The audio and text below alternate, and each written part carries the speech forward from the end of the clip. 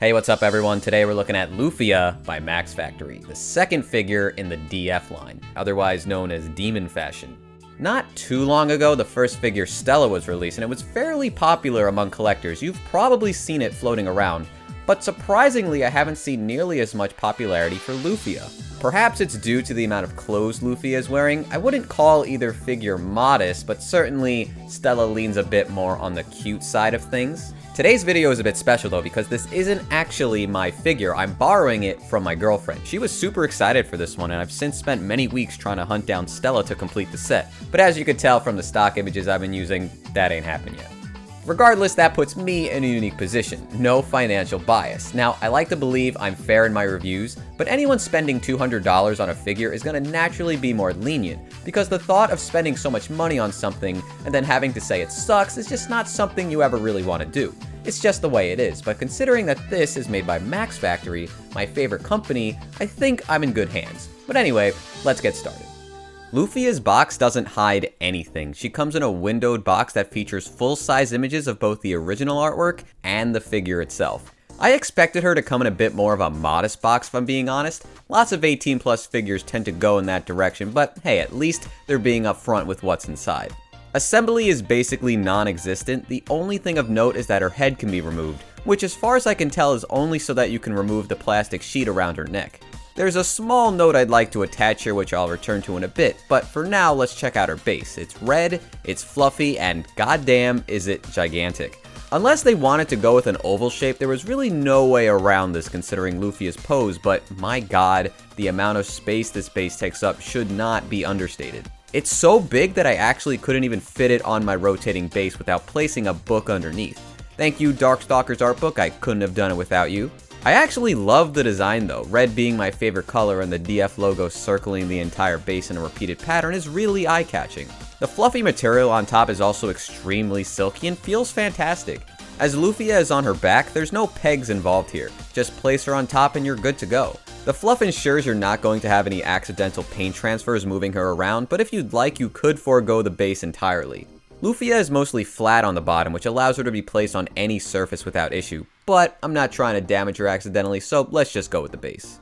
I don't get it. How does Max Factory deliver every time? These guys really are the best in the business, no doubt in my mind. And you pair them up with Saitom, who's consistently making these top-tier waifu designs. Saito Masasugu really doesn't need an introduction. You likely know him from his work on Xenoblade Chronicles 2, maybe Expelled from Paradise, or perhaps All This Porn. But regardless, Max Factory's work here is near flawless.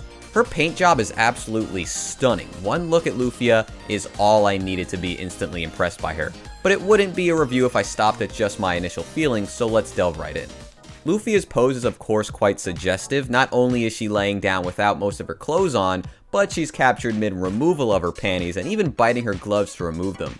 Or that's what it's supposed to be, but we'll get there. The crossed legs along with her tail allow for some convenient censorship, but we still get a ton of sexy skin to appreciate, such as her thighs and her butt, which are in fact quite thick if I do say so myself.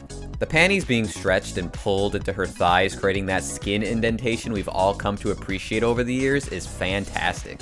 Not only is she thick on the bottom, but her chest is quite busty as well. From promotional images, I expected them to be big, but her chest looks much bigger when you get to view her from all angles. The bra itself is being put to work here, and gravity along with the pose gives them this really natural look as far as anime breasts go. Honestly, we could keep talking about her body all day because they really went all out in this regard. Like here, it's occasionally hard to see depending on your viewing angle, but even her ribs were sculpted, which is something that could have been ignored should the designers wanted to. Like, I don't think anyone would have asked for this detail if it was missing, but it just goes to show you how dedicated they were. Even her stomach sculpt is so well defined. I'd argue it's the best sculpted part on her body. It looks amazing, and the plastic used for the skin has an extremely smooth finish.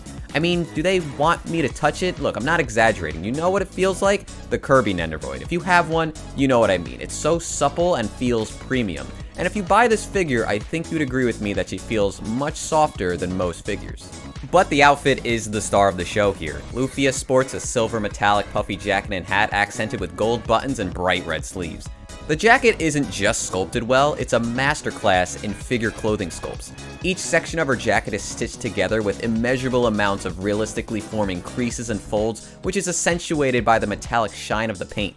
The smaller details don't go unnoticed either, such as the gold zipper hanging towards the bottom of the jacket along with the drawstrings. Her hat features big gold buttons on top with no paint bleed whatsoever, more vibrant red along the base of the hat, and a dark blue visor which matches the color of her underwear. There's even a gold DF logo placed right in the middle of the hat. Her horns are painted in a shiny black paint that transitions into a yellowish orange halfway to the tips. There's also glitter applied here, which I didn't really expect to see, but the detail I really want to point out here, which I seriously never noticed till making this video, was that her horns have multiple stripes of various colors on each side. These stripes can also be found on her tail. It's a fairly subtle detail compared to the rest of the colors on Lufia, but one that definitely elevates her greatness. Going back to the outfit though, her gloves and sneakers add more lovely shades of red to the figure. The gloves in particular are very glossy compared to the rest of the outfit. The sneakers are in fact fully red with only translucent pieces to break up the monotony. These see-through bits truly add a much needed contrast from the rest of the sneakers. Because while the sculpt of the shoes are bursting with tiny details that are impressive at this size, from a distance those details are lost. The DF logo can once again be found on these shoes and even her tube socks, which are a bit more elaborate than your typical anime figure socks. The shading on her ankles are a bit dark in my opinion, though it seems intentional. I don't believe that this paint bleeding from the top of the socks is though. To me, this seems like a bit too much black paint was used, but it's a small blemish that sort of blends in with the rest of the sock shading anyway. Both pieces of her underwear feature ribbon ties, and attached to the panties is a gold medallion which once again features the DF logo. The silver jewels decorating the medallion add some much appreciated detail to this section of the figure, just makes her design that much more interesting in the end. Next up is her hair, which I've been wanting to get to. I really wanted to show off her hair. From the front, it looks great, right? Super vibrant shades of purples and blues, and I really love this light blue used here for a nice shine effect. But turning it around is where I really start to fall in love. It's an actual crime that most of this hair is obscured by the rest of her body from the front, because this is one of my favorite hair sculpts I've seen in quite some time. It looks unworldly, a hair sculpt fit for a sexy demon girl. The color gradient from dark to light blue is frankly brilliant. These colors against her silver jacket and the red from the base and the rest of her outfit, it's candy for the eyes. The hair sculpt has so many individual strands curling down her back and rest at various points on the figure. Look, the camera isn't going to do this figure justice. You need to see it in person because the colors really pop on this one.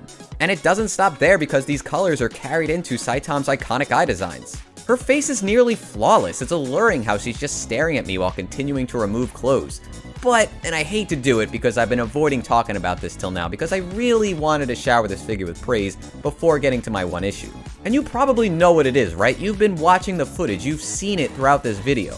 But let's talk about her hands real quick. Now the finger sculpting itself looks superb. Each finger is extremely well placed, wrapping around her panty strings, resting in very natural ways. There's something oddly sexy about the way her fingers are positioned. But what happened to the whole biting motif? In the artwork and the promotional images, she's seen biting her gloves off. It's clear this is still the intention of the figure. Her left glove is partially off at the palm, and the gloves have been stretched out at the pointer finger, but it's left in this floppy position. And trust me, I've checked if anyone else who bought this figure had the same issue. This is just how it is. So rather than catching her mid-bite, which would have led to a much better or at least more interesting mouth sculpt like the artwork shows, we instead have a scene where it's more like she stopped halfway to look at us. And yes, I am nitpicking. It's not a huge deal when the rest of the figure is actually stunning, but it's a weird issue that you basically have to ignore so that it doesn't bother you. The removable head may be partial to blame. Maybe they had to make sure no pieces would break when removing the head considering the hand is positioned so close to it. It's a bit of a shame really, because seriously, besides this, everything else is near flawless. Size comparison time. She's a big girl, though not vertically of course. Despite laying down with her legs crossed, to me she feels more like a 1/6 scale rather than a 1/7. Her pose makes it hard to make any meaningful comparisons, but when placed next to my 1/7 scale Rika, who's in a somewhat similar pose, Lufia eclipses her in pretty much every way. I thought Rika had thick thighs, but Lufia is making me rethink the definition. Here she is placed next to a few more 1/7 scales I had out on display, and it's a similar story. Frankly, I think this is fine though. The idea of Lufia being this giant demon girl feels fitting.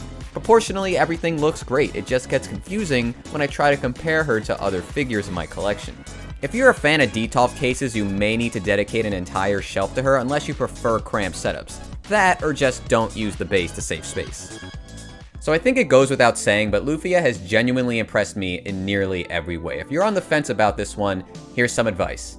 go buy it. Don't sleep on this one. Stella's already a bit higher on the aftermarket, and Lufia will likely be the same once more people are exposed to her. Her retail price was around 20,000 yen, and frankly, I think that's cheap considering the quality. Well, $200 isn't cheap, but you know what I mean. It's an extremely nice figure and an easy recommendation. I guess that's the end of the video though. Thank you so much for watching. Let me know what you thought about Lufia down in the comments below, or like the video. Either one helps me out a lot, and if you want to watch more stuff like this, be sure to subscribe.